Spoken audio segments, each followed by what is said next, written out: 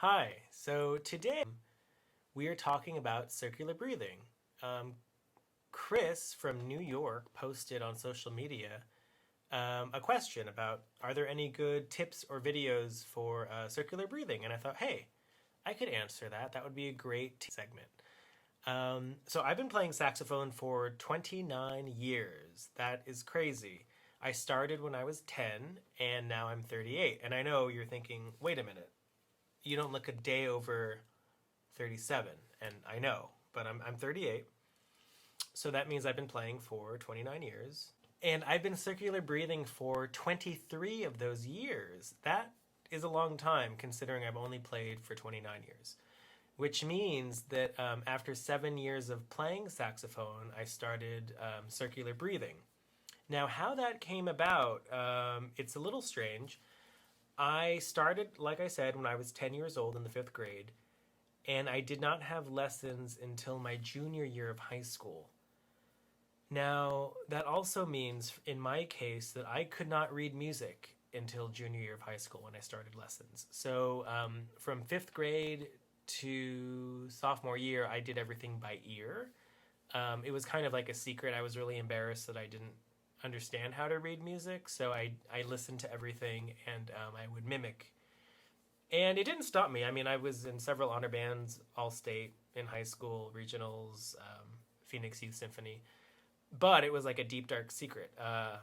And when I realized that I might want to major in music, I thought, well, I need to learn how to read music. So I begged my parents for lessons, and they hooked me up with this wonderful clarinetist who my best friend was studying with at the time. And I think that he saw me and didn't know what to do with me. There was a lot of like natural talent, but with anyone that hasn't had lessons and they've been on their left to their own devices for such a long time, 7 years, you come in with a lot of bad habits, such as being music illiterate. Also, I had this habit of puffing my cheeks out, and I think rather than force me to stop doing that, he thought, hey, you know what? You should learn how to circular breathe. He also taught me slap tonguing, which is crazy. So I could basically slap tongue, circular breathe, all while I was trying to learn how to read music. Now, I don't recommend that. With my own students, I want to make sure that they have really strong fundamentals before we start even thinking about extended techniques. But that's okay, and it was great that he took that habit and turned it into something else. But for the record, I would strongly recommend you wait until you can really play your instrument and you have a really nice embouchure, and then maybe talk about circular breathing. But, anyways, so how I came to circular breathing was kind of different. I've seen a lot of people talk about blowing bubbles with a straw and water, or some people say milk. I've even heard chocolate milk, and that all makes sense because you have the visual bubbles. But I'm going to show you a much easier way, and you don't even need to have your saxophone with you at first. And this is how my teacher taught me when I was 16. You need to be able to play while puffing your cheeks out. So everybody should practice first storing air in your cheeks. So once you can do that, you need some sort of resistance. Make sure that you have your hand sanitizer, because we're going to use our fingers and we're going to press them against our lips to mimic the resistance that you would feel on the saxophone. You need something to blow against. So the first thing you're going to do is you're going to fill your cheeks with air. You're going to take your two fingers, you're going to put them press them up against your lip, and just blow out.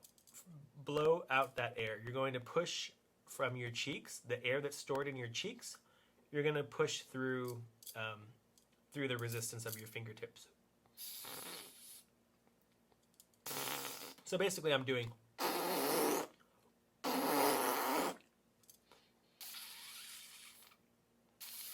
everybody can practice that.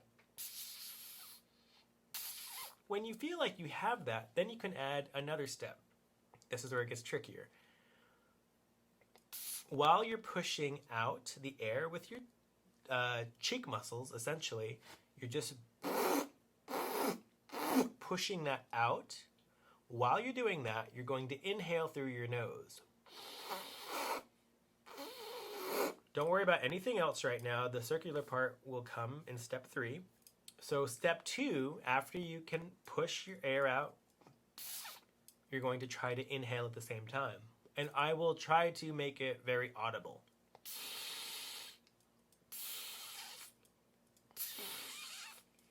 So first I feel the cheeks up, then I push out, and then at the same time I'm inhaling through my nose. It's pretty funny looking. Okay, now step 3 is a little tricky. There's a moment when you have pushed all of the air out, and it happens to coincide with the same moment that you've reached your max inhalation. So you've inhaled as much as you could inhale, and you've also pushed out your reserves from your cheeks. Now what you have to do is to get the air from your lungs through the mouthpiece or whatever, through your mouth. You kind of have to, you still have to push, but it's in a different way, and this is what doesn't get talked about. It's almost like you're fogging up a mirror. Whatever syllable or muscles that are involved with going, now of course you're not literally going to go ah, but it's more of a, but it's that, like you're blowing down a house. It's not any air that's already in here, it's coming from down here, right? So, after you've pushed everything out, you're going to be in a little tricky spot because you can't inhale anymore. That air now has to be pushed out while saying, and that completes the circle. After you start going, then that air can fill your cheeks up and you can inhale again. So what you'll find is when you're circular breathing through a passage, you're actually breathing more than you normally would, which raises the question, why circular breathe at all? And I think that you'll find that there's instances where you might have a lot of runs, and maybe you're playing a piece originally written for violin or cello, and they don't necessarily have to make a point to breathe while they let the music breathe. Sure, there's no break in sound. And maybe if you're doing something like that, and there's a lot written for saxophone that is like that, then there's a case for circular breathing. So all 3 steps are going to look like this. So remember, first you fill your cheeks up, fingers against your lips. You're pushing out while you're breathing in through your nostrils.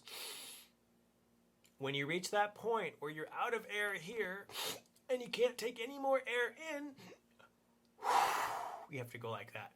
And has to be strong enough because that air has to go through your fingers, through the mouthpiece, but also has to fill your cheeks up at the same time so that you can take another inhale, right? And that's why they call it circular breathing, right?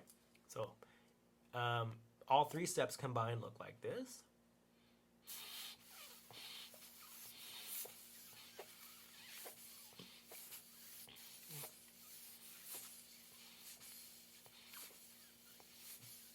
And you can see that my cheeks are constantly going in and coming back out, going in and coming back out.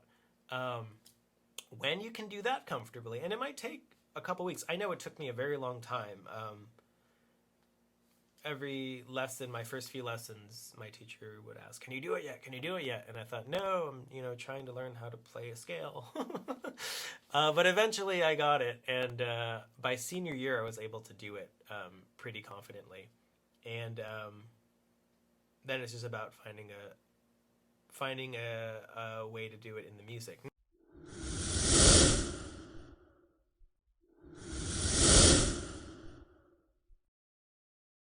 Now, I will say, my senior year, I also started playing clarinet, and I found it much easier to do on clarinet because of the resistance. So I recommend a resistant or covered note on saxophone because what I talked about, that instant where you've reached your inhalation and there's no more air in your cheeks and you have to go, there's a possibility that when you're playing, you'll hear as a re-entry. So there'll almost be a decay. If your air isn't fast enough, there'll be a decay in the sound. It won't go away because you're still blowing, hopefully. But there might be a dip, and then you hear like a re-entry. So it's kind of like a surge, and you want to avoid that. And that is the hardest part, which is why it makes the most sense to do it in a very active passage when there's a lot of notes, runs maybe, rather than just sustaining a tone. But again, if you have to sustain a tone, for example, I'm more familiar with the quartet repertoire when it comes to circular breathing. I use it personally in sections of the Glasnow quartet, which makes sense. You know, Alexander Glasnow, when he wrote the saxophone quartet, that was the first time he had written for the saxophone. That was the first of two works. Later came the concerto. And you see in letters he had written about some of the difficulty he had in writing for the saxophone because it wasn't a string instrument and needing to accommodate breathing, as well as the saxophone could only play one note at a time. Those were some challenges that he felt he encountered while writing the quartet. And there are a few spots that I tend to circular breathe in. Near the end of the second movement, the theme, the canzone, there's not a whole lot of places to breathe that make sense. Sure, you can breathe anywhere and make a case for it, but it's nice if you can do, I think it's from circle 38 to the end without having to breathe, without having to make a break anyways, at least in one of the voices. So there's it's easiest to do in the soprano part. Also in the Philip Glass saxophone quartet, the first movement, where the soprano and alto have running sixteenths for a very long time, that often I'll circular breathe there. Not in the concerto version. We've done the concerto version. When I say we, I mean my quartet, the Mana Quartet. We've done that quartet concerto version several times, and for some reason, getting into that, it's not as necessary in the concerto version as it is in the quartet version. Just because you have the orchestra there, and there's plenty of chances to breathe before that. In the quartet, there's not a whole lot of chances to breathe before or right after, so I kind of just make a big old circular breathing exercise out of it. And I'll play that in a little bit for you. It's time to try it on the saxophone. And because of that resistance that I was talking about, to avoid hearing that re-entry, I would choose a resistant note like a long D.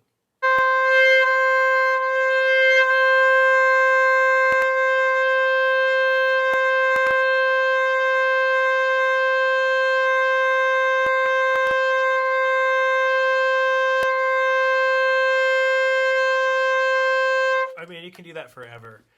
I'm just breathing the whole time. And you'll see the cheeks going in and out. When you can do that, then you want to alternate notes. Maybe like half steps. Maybe inhale on one, exhale on the next tone. Inhale, exhale, exhale. And you can keep track by alternating tones.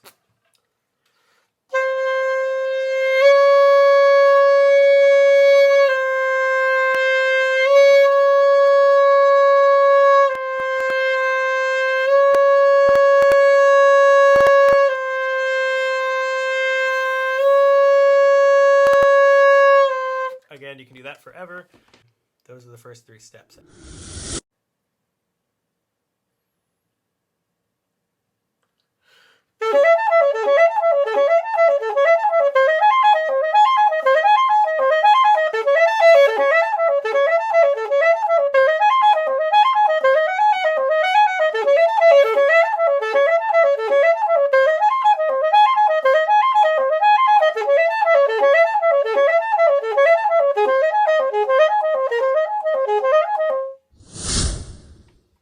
So to recap, step 1, fill your cheeks up with air and be able to push that air out with your cheek muscles. When you can do that, go to step 2. Inhale while you're pushing that air out with your cheek muscles. When that feels comfortable, try pushing out while saying, almost like you're blowing birthday cake candles out. Very strong airstream. That air has to be so strong that it fills your cheeks and you have some left over to continue the sound or continue that hiss, right? Try all 3 combined.